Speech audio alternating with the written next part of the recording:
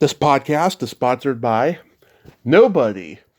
Hey dudes, welcome to Splat from the Past, the only 80s themed horror and sci-fi show where things can get totally radical. Now today I will be talking to Walter Jaschek. Walter Jaschek, he was in this low-budget gem of a horror sci-fi movie that I came across on YouTube a few months ago called The Spirits of Jupiter. It's 1984. It was shot, I believe, in Colorado, and Walt had like a day's work on it, and it was so interesting that I wanted to reach out to somebody from it. So I found Walt. He has a YouTube channel. He's a content creator. He wears many hats, though. He's a comedy writer, actor, cartoonist, many different things. He was even a copywriter. And we're going to talk about all of that stuff today. And it's going to be a great conversation. He also had an extra role in the movie White Palace. He made a short film called How to Kill a Pitch. And yeah, it's going to be an interesting conversation. I love talking to journeymen. There's nothing like the journeymen. You can't beat them. They are amazing. And I can't wait. Today is the deadline of when everybody was supposed to send me in quotes for my anniversary show, and the deadline to do the short conversations. Well, they're all done. Everything's in the can, and it will be out on Sunday. 5 years of Splat from the Past. Isn't that amazing? So yeah, here is my interview with Walt Jaschek.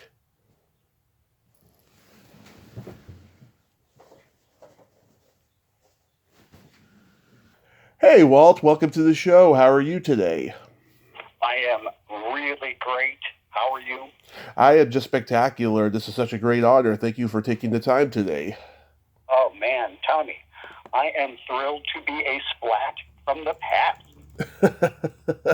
People always think that that's what the just because it's the title of that's what it is. It's just a pun on the splat genre of horror. Really, is Of what course, splat no is. man, it's a great title. A great title. Wish I had thought of it. Thank you. Yeah, a lot of people tell me that it is. Yeah. Yeah, and certainly, Spirits of Jupiter is splat worthy, but we'll get to that, right? Yes. So going back in time, you wear many hats. You've been a comedy writer, copywriter, actor, cartoonist, YouTuber. I imagine writing is what you gravitated toward the most when you were growing up, right? Exactly right. I consider comedy writing to be the thread through all of that. It's because, dude, I'm really not that funny in person. But on the page, I can make people laugh. I can make an audience laugh. So, yeah, I gravitated to that. In high school, we had to write a speech, and it had to be a funny speech. So I took some 3x5 note cards and wrote jokes about the teachers. Yeah. Jennings High School, Jennings, Missouri, 1972. And I killed the room. It's like, wow, the room was laughing and laughing and laughing. But then the teacher said, give the same speech to the next class. I want them to hear it. So I gave the same speech that killed at 10 o'clock, and at 11, crickets. And it's like, comedy is a fickle mistress. Right. At age 17.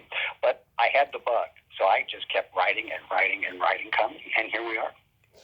Yeah. Did you watch comedy on TV growing up? Oh, absolutely. Huge super fan. Super fan. And then turbocharged in the early 70s by SNL, Yep. Saturday Night Live, and Monty Python. Yeah. Those two things collided around 1975 or so, and I was never the same. Yeah, comedy just got more irreverent as the Vietnam War on.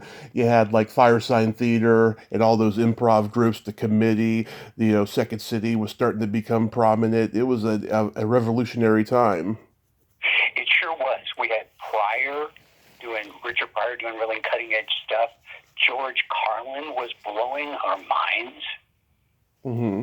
Yep. There's a George Carlin renaissance, isn't there? I see a lot of Carlin still out there. Oh yeah. I see his daughter posting on Twitter all the time, like the other day about the documentary that just came out that Judd Apatow made on HBO. Oh, man, that's got my name on it. I'll look for her and it. Yeah. Yeah, people talk about what was your first concert, and they usually say, the Eagles or whatever. My first live concert in an auditorium was George Carlin. Wow, that was like right at the height of Class Clown and FMAM. Exactly. I had those albums, wore those out. He came out to a huge crowd. High school girlfriend at the time just was laughing hysterically. And it's like, look at what this guy can do. And, it was thoughtful. It had some bite to it, that stuff. Mm-hmm. Oh, yeah. God, he was just the best. I mean, I was lucky enough to do a radio show once with his brother about 6 or 7 years ago, and it was magnificent. And he was just as funny as his brother, too. Is that right? Yeah. He just died. He just died. Episode. He just died a month ago. Oh, that radio show is long gone now. It was a local Bay Area radio show. Yeah, it wasn't Splat from the Past. This was Gotcha. Yeah, gotcha. Yeah, this was just radio. Yeah, what a legend. And then late 70s, to add the absurdist angle, along came Steve Martin. Oh yeah. That was a comedy golden age. You had the Steve Martin albums, and he turned the whole thing on its ear, right? Sort of doing kind of meta comedy about being a comedian.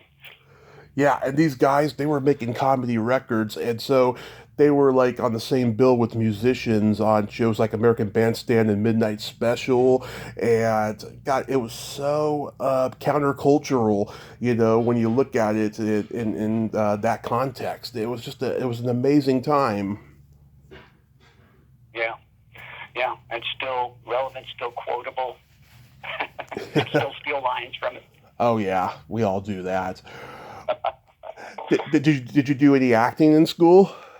Yeah, I was in a play in high school and continued through college.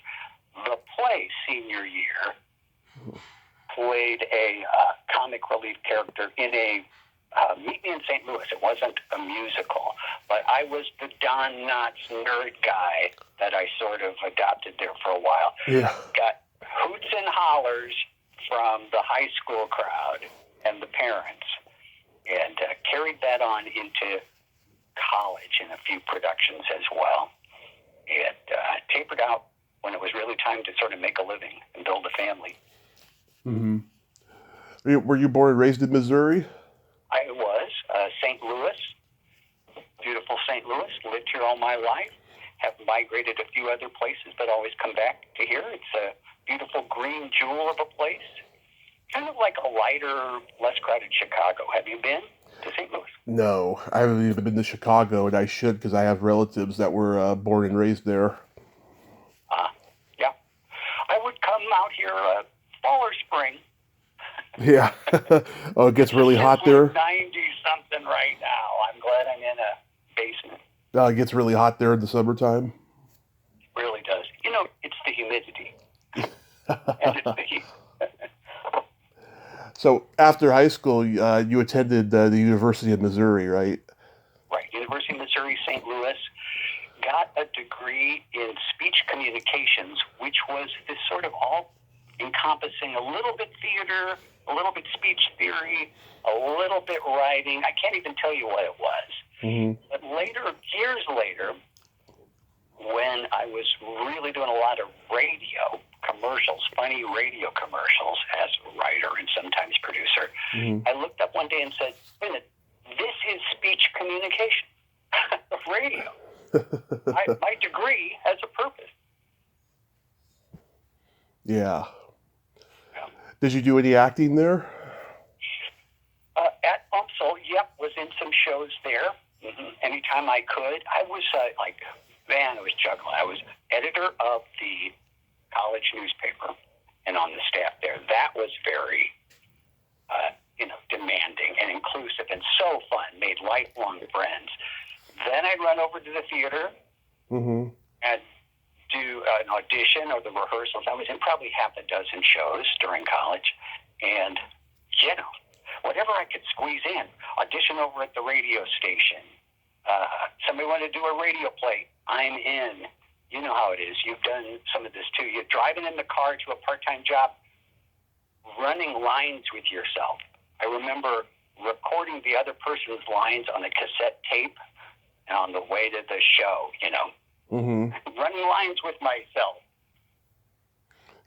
Time. But I had to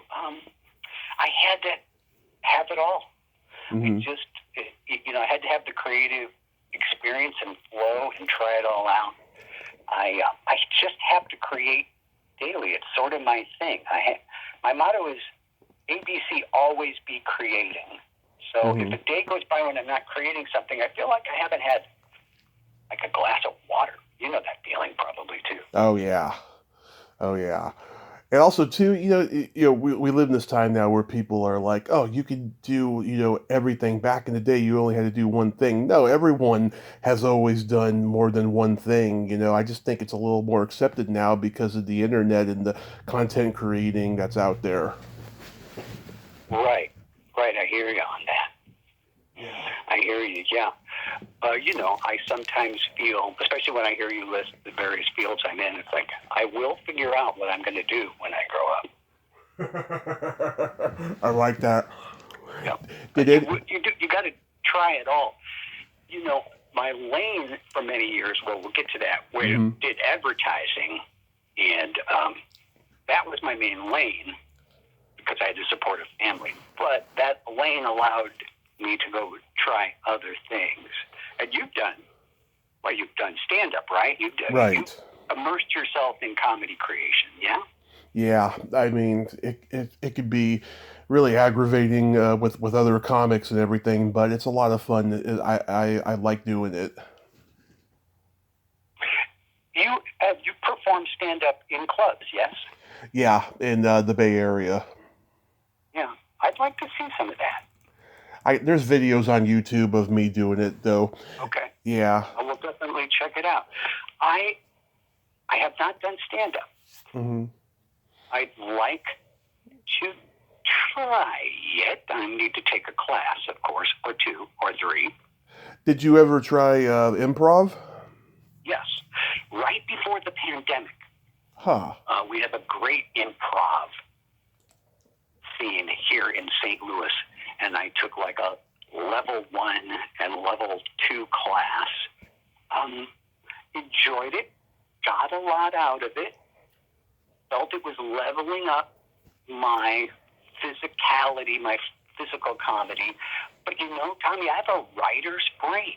I'm not that good at improv. So many times on the stage, somebody would offer, a setup. Okay, you're on a space station. And my writer brain was like, oh, space station, let me go over there and write some comedy. Let me write some jokes. It's like, no. You got to get it. It's yes and. Yeah.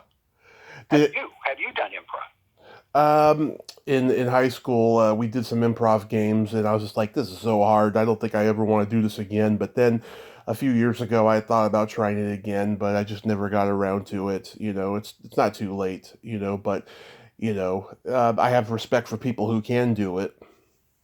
Me too. Think of the guys that came out of Second City, yeah, Chicago and Toronto, everybody that I consider a hero. Brilliant, yeah.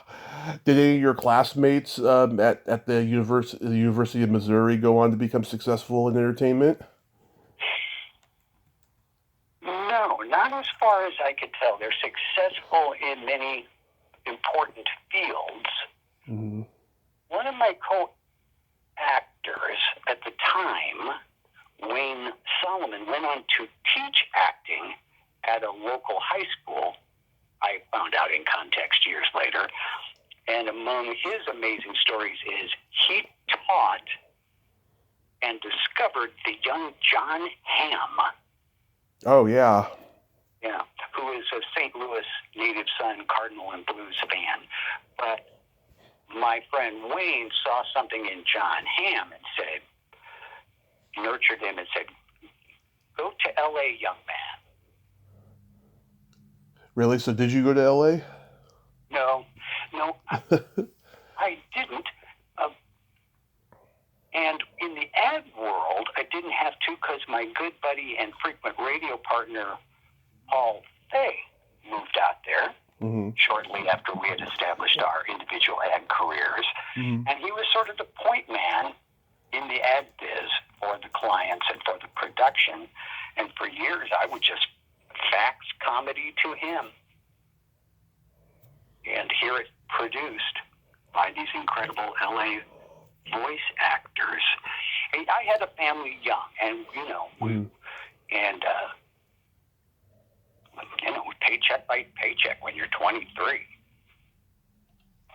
I remember Larry David recently said something like, remember Larry David walked away from Seinfeld? Yeah.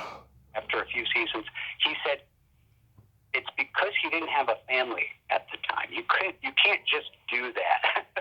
A 4-year-old and a 2-year-old.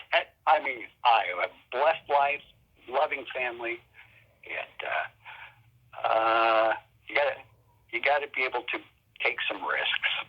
Yeah, I totally agree. So after college, where did you end up after that? Let's see, bounced around to some corporate communications jobs that would pay me to write, and then an ad agency, and then freelance. I said, well, basically, I'm better off just staying home. I was a stay-at-home worker, which is, very trendy now, to stay at home and work. I did that in 1988. Hung up my shingle and said, I am a freelance writer, especially a copywriter and comedy writer, and worked out of my basement for decades with Paul in L.A. And it was in 88 that I basically said, I'm a writer for hire. And here we are. Yeah. Still a writer for hire. And Lane was advertising. The advertising business, though, was very good to me. It's how you can be creative in the Midwest, be in the ad biz. Much of it emulates showbiz. It's not. I'm not getting any royalties from any sitcoms or anything like that. But on any given day, you might be pitching scripts, picking out music beds, directing talent. It has a set and a crew and lights, camera, action. It's just you're making a movie that's 30 seconds long, right? Yeah. So you were just basically at that time just doing comedy writing as a hobby, and you were working a real job because you had a family to support. Correct. That's correct. And that hanging out the shingle though was after a few years at an ad agency in Colorado Springs, Colorado. I moved out there for a while. Eventually moved back to St. Louis, but it was there that I really discovered the ad biz and getting a paycheck for it, and shooting these commercials and getting away with murder on the kind of things they were letting us shoot, outrageous comedy for condominiums and, pizza joints. And that's where I met the producers of Spirits of Jupiter. Yes, which I wanted to ask you. So how did you get cast as Harold in that movie? As Harold Pilgrain in Spirits of Jupiter 1984, where I worked with the director, Rusty Kern, and the director of photography, Steve Flanagan, on commercials.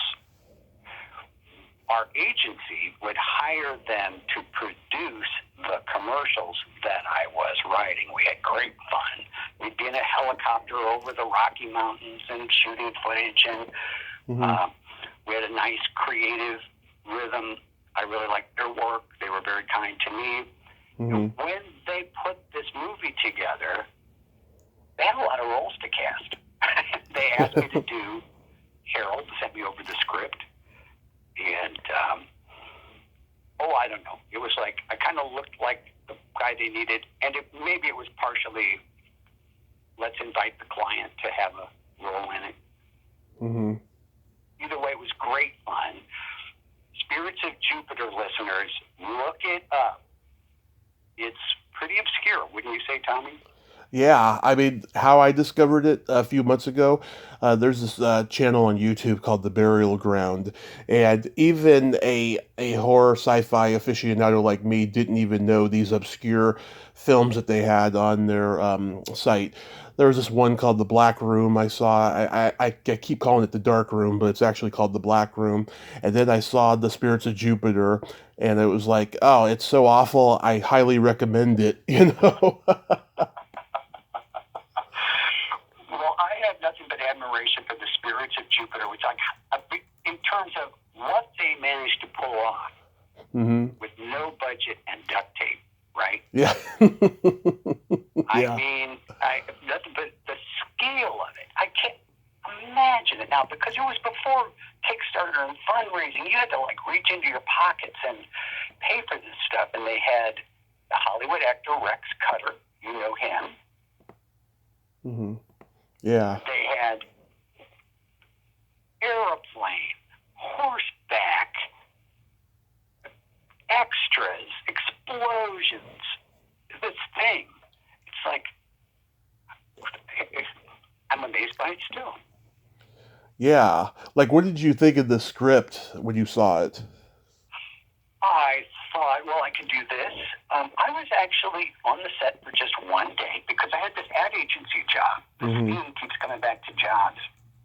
Young listeners who want to go into acting in movies don't have a day job. I guess that's why a lot of actors and comedy writers like and bar and stuff. Yeah. Right? So they could just like, wait, I got an audition. when you're creative director in an ad agency, you don't run out and take a day off. So I took a day off. It was filmed in Canyon City, Colorado, which is up in the Rocky Mountains, not too far from Colorado Springs. I remember we were shooting in an abandoned mine right out in Colorado. Mm-hmm. The lead guy, Rex Cutter, played Big Jim Drill, hero of the story. Yep. And my scene is waiting for his plane to arrive to give him some kind of bad news, right? I'm the mine worker. Everybody's going crazy. Well, how would you describe the premise of Spirits of Jupiter? It's, got this, kind of southern feel to it, it's a small town, thing of, they're, the sheriff trying to figure out, what's going on. Right. People are going mad in lots of bizarre ways due to, let me see if I remember, the gravitational pull of Jupiter. Yes? Yeah. Something like that. The movie was also called Planet Gone Mad, maybe for foreign distribution. Ah. But to back then, okay, so I got paid for it. This is what amazes me. It's like, where did they come up with this budget? I got paid. They put me up in a hotel in Canyon City, Colorado, the night before, right on the main drag of Canyon City. I didn't sleep. I was nervous as heck. And on set, the direction was to wait for the plane to arrive, and a sort of improvised, indignant waiting. Yeah. Among the really bad acting in the movie, I'm raising my hand. Like, wow. I wish I could have had a take two. Yeah. I mean, I admit it. I've learned to be still since then. But you now see reviews of the movie, and it says, wow, a lot of hammy acting. It's like, Yeah. I know who they're talking about. I can own that. Yeah, and you had that mustache. You looked like a cross between Groucho and Weird Al. I've heard that before. Oh, yeah? Yeah. And one reviewer, Mm-hmm. I remember seeing, not too long ago, said something like, Harold Pilgrim character, that guy's crazy enough Yeah. I wish there would have been a sequel. But back then, so I take the day off. I wear a brown suit. We do the thing. The miners are going crazy. There's a fight with shovels. We hop into Big Jim Drill's yellow private little plane. He's taken off on the runway. I see my satchel on the ground. I said, "Wait, Mr. Drill, I've got to get my satchel." I jump out of the plane, did my own stunt. We're still taxiing down the hallway, down the runway, and the crazed miners stabbed me to death with their shovels. Yeah. And end scene. So I was supposed to be on set. What were you going to say? I was going to say, were you living in Missouri at the time? No, that was a few years when living and working in Colorado Springs. Oh, okay. At doing commercials in the Colorado Springs market, radio commercials, TV commercials, working at an ad agency then. And that's where I overlapped with the producers group guys. Gotcha. I was really originally going to be on set 2 days. They wanted me on set for 2 days. There were going to be more Harold Pilgrim scenes. God help us all. But I had to get back to work. Reoccurring theme. You can't just take off. So they say, "Oh, you're not going to be here tomorrow?" "No, I can't be here tomorrow. Sorry, guys." It's like, well, then the crazed miners are going to have to kill you. Like, great, I'm in. So who knows what other terribly anguished, hammy scenes Harold Pilgrim could have had. Yeah. Now, the guy who made the movie, Russell Kern, there's like no information about him on the internet. What's his story? He was a renowned commercial director. Commercials for banks, restaurants, et cetera, and they had a production company. Somehow they hooked up with Rex Cutter, who was a stuntman on Battlestar Galactica, I think. I haven't followed Rex Cutter's career, and the energy of Rex plus these guys gave it a real, hey, let's make a movie vibe. And so they did. I lost touch with them when I moved back. Steve Flanagan, the director of photography, is a Facebook friend. I should reach out and let him know we're talking about. We're still talking about the spirits of Jupiter. And I had a VHS tape of it in my possession, which I refound like 5 or 6 years ago. So I'll be darned. I own a copy of Spirits of Jupiter. So I pulled my scenes off of it as sort of from my reel, such as it is, and posted it. That was 5, 6 years ago. And at that time, Tommy, as you said, there was nothing on the internet. Sometime maybe 6 years ago. It's like, wait a minute. I was Googling it to see what other clips there were out there. It was like a black hole.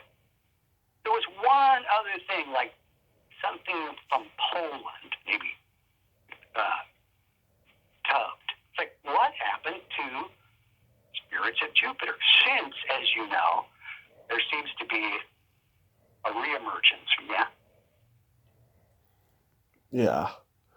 Yeah, because Chopper Burnett, he went on to have a long career as a character actor, I see. Yeah, Chopper, yeah. I'm going to have to look him up. Yeah. Chopper and, there was at least one other guy on IMDb. Did you have dinner with the cast and crew that night? Did not. Had dinner with a 1-year-old baby and a 10-year-old stepdaughter back home. Nice. Would have been fun.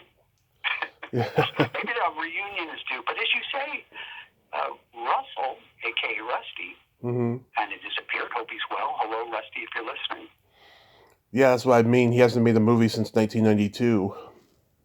Yeah, yeah. I drop off of IMDb too, roughly about this time. Did a couple little shorts for friends, little few things over the years, real sort of homemade. But I was an ad man. I was, in the world of Don Draper for cut to the next 35 years. Now we know how inaccurate IMDb can be, but it says here that you were an extra in White Palace. I was an extra in White Palace, shot here in St. Louis. James Spader and Susan Sarandon. Mm-hmm. I am on set in a restaurant in the Central West End of St. Louis for 3 days, pretending to eat. I'm in the background at a table while Spader and Susan Sarandon, both at, heights of their career, they were romantic leads.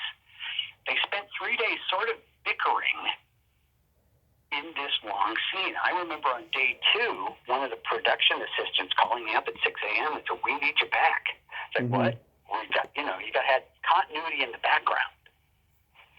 And that was a great shoot. I'm drawing my cartoons, showing them to Susan Sarandon. James Spader was in character. Right. But, wait a minute, this is a cutting room floor story. This long scene, one restaurant argument, it took 3 days to shoot in St. Louis. Evidently,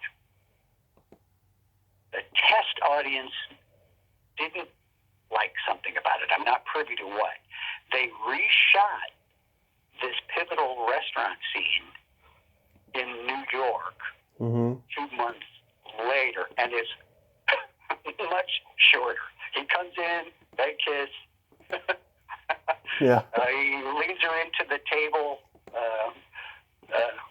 Music rises, fade to black. So the extra that almost was in White Palace. Nice. Check out White Palace, though, viewers. It's a wild, sexy. I think I saw it. I think I saw it years ago, actually. But I'll see it again though. You play the psychiatrist in The Summer Intern. Yeah, flew back to Colorado. Same kind of community of actors and producers that were doing sort of homemade kind of little comedy bits. They called me back to play a character that I have not seen. It was shot. Are there any copies of, wait a minute, what was the movie? What's it called? The Summer Intern. Summer Intern. Oh, I'd like to get a copy of that. Maybe. Have you seen that? I've never seen it, no. No. Again, I was at the invitation of my buddy Rick Zaradnik, who is an actor in Colorado Springs. Hello, Rick. And he's a producer, a longtime audio and commercial producer. Another example of somebody with 1 foot in the ad biz and 1 foot in comedy production, more ambitious stuff, and kind of go back and forth. They called me in for that. And if anybody has a copy of Summer Intern, post it in the comments below, yes, or something like that.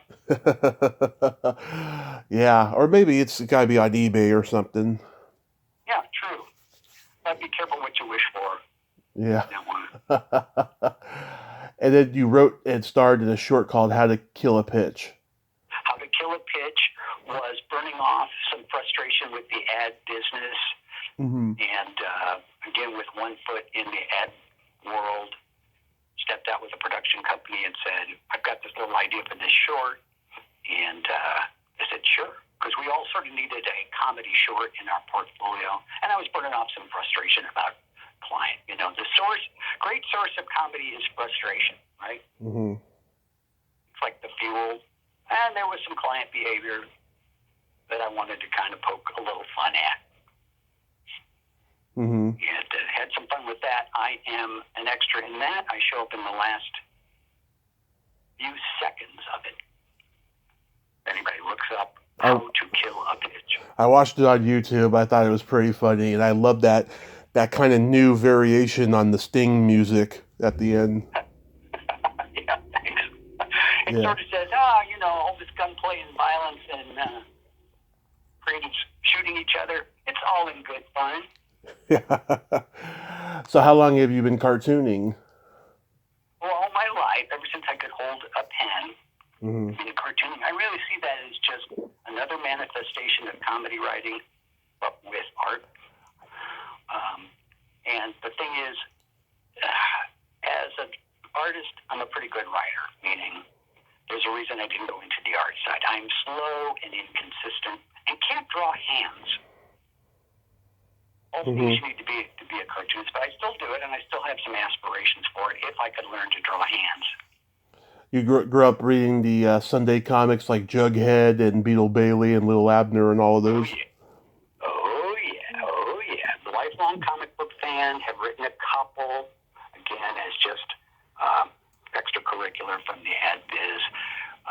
Was a huge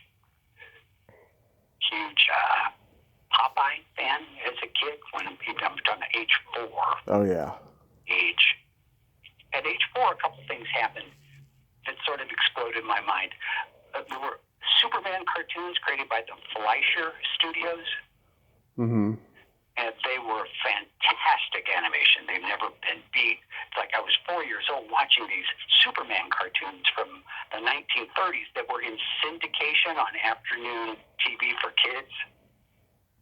Mm-hmm. And it'd be like, there'd be an ordinary cartoon of dancing flowers, and there'd be one of puppies running around. And then a Max Fleischer Superman. And this is the same studio that did these Popeye cartoons. The Popeye cartoons of the 30s that were so great and so funny. Right. And it's like they blew my mind. It's just sort of like, I want to make stuff like that's funny. Yeah. Max Fleischer Popeye. Yeah, the best. Isn't that the best? I love it. Yeah, there's a scene, I just saw it on YouTube. There's a Popeye cartoon from like 1930s in which he and Olive Oyl are skating. It's a lot of visual humor, rubbery characters. Olive gets in trouble. Popeye needs his spinach. That was the shtick. Yeah. 6 minutes into the 7-minute cartoon, he pulls out the spinach. The music rises. He solves the problem. In this one, he reaches for his spinach, and it's not there. And, I don't have my spinach. He turns to the camera, breaks the fourth wall, Yeah. and says to the audience, does anybody have a can of spinach? And you pan out, and there's silhouettes of people in an audience realistically rotoscoped. And the guy said, I've got a spinach, Popeye. And he throws the can to the screen, and the reality goes back inside of the cartoon. And my mind was blown. Like, wow, that's cool. That's sort of the origin of wanting to be a comedy writer. Yeah. So how many books have you written? Aspire to write books other than a few comics. Yeah. Aspire to write books. Aspire to write screenplays. I feel with the ad biz sort of in the rearview mirror now, at my age, or me and its rearview mirror. Some lanes are opening up. I've got 3 or 4 things going on at once. We could go there, but 35 years of the ad biz wasn't a creative desert. It was writing and producing every single day, and we did a whole lot of funny radio commercials. Was our bread and butter for a long, long time. Kind of a lost art now, or an evolving art. Mm-hmm. But when Paul and I both got into funny radio and then got together as Paul and Walt Worldwide in '89, we were writing and producing 60-second funny radio commercials for national brands and national entertainment companies. CBS Television was a client for a long time. And these were fully scripted and fully produced spots. You don't really hear that sort of thing anymore, right? Right. and Spotify, et cetera, et cetera. But that was the silver age of scripted, performed, fully produced audio dramas. We used to call them little bitty movies for your ears. And we did hundreds, if not thousands. And one of the reasons it was so addictive and why I didn't say I'm going to quit and make movies is I felt like I was making little movies every day. And the actors that were in these things, I am so blessed to have them reading my words then and now. We're talking anybody that was a voice talent in LA in the 90s and the 2000s, they'd be by the studio. I mean, I was in St. Louis listening to them on the phone, but we're talking, Lorenzo Music, the voice of Garfield. Oh, yeah. He was in a lot of our spots. Patty Deutsch, Orson Bean, Phil Hartman, may he rest in peace. Ed Hurley. Yeah, sure. Yeah. Sure. Eddie Deason. Oh, my God. Oh, yeah. Eddie is still around, and he's still funny, I think. Yeah. I heard he got arrested a couple weeks ago. What? Yeah, he was like trespassing on a senior living home or something like that. I don't know if it was true or not, but it looked like it. May he live and be well. Really super funny. He's in a spot I just heard because I was posting it to a Star Trek group. We did lots of funny radio commercials for the syndicated run of Star Trek: The Next Generation. Nice.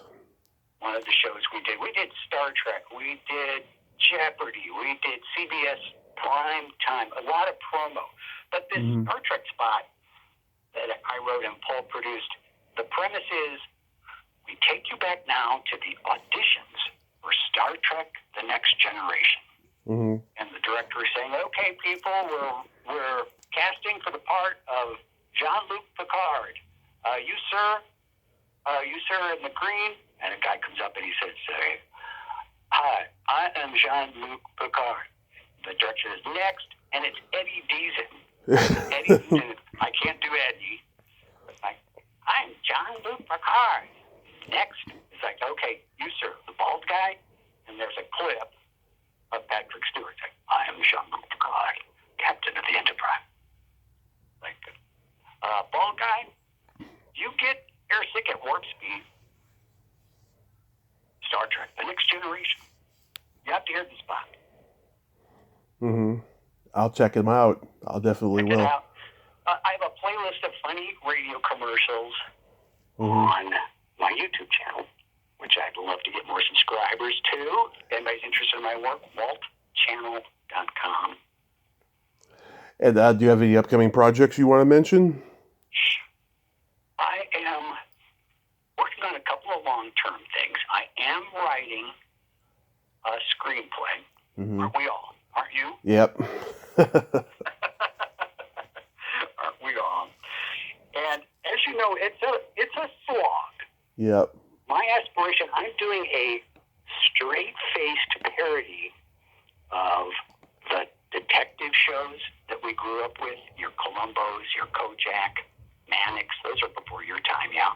Right. Yeah. But there were Queen Martin productions.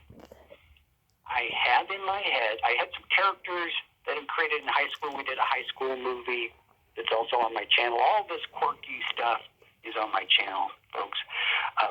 So I recently re-released this high school movie with these characters. I was playing teen detective, we were 15 years old running around. Anyway, I got a pretty good reaction from the people who were in it and their friends. And we were imagining, where is this character now?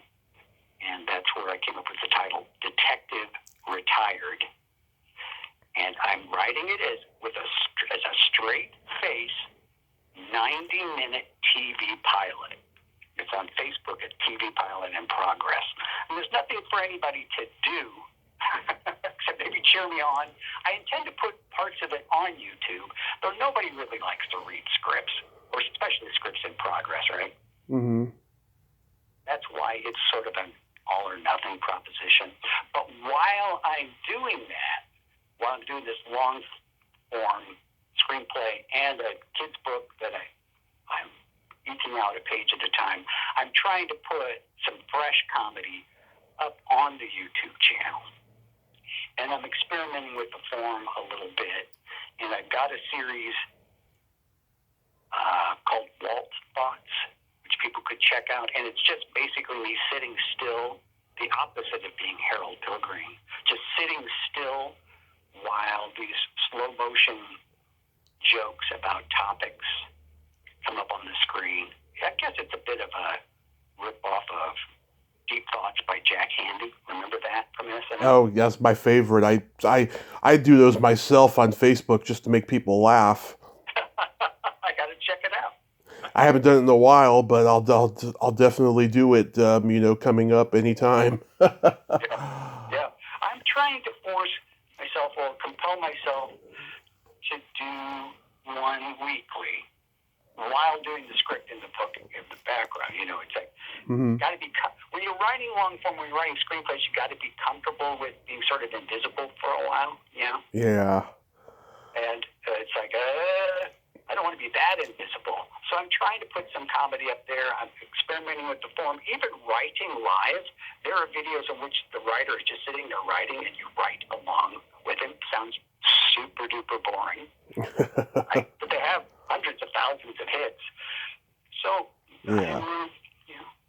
I'm excited. I'm excited to be writing the long form stuff, still putting comedy out there, and consider myself grateful to be alive and healthy and able to still do it.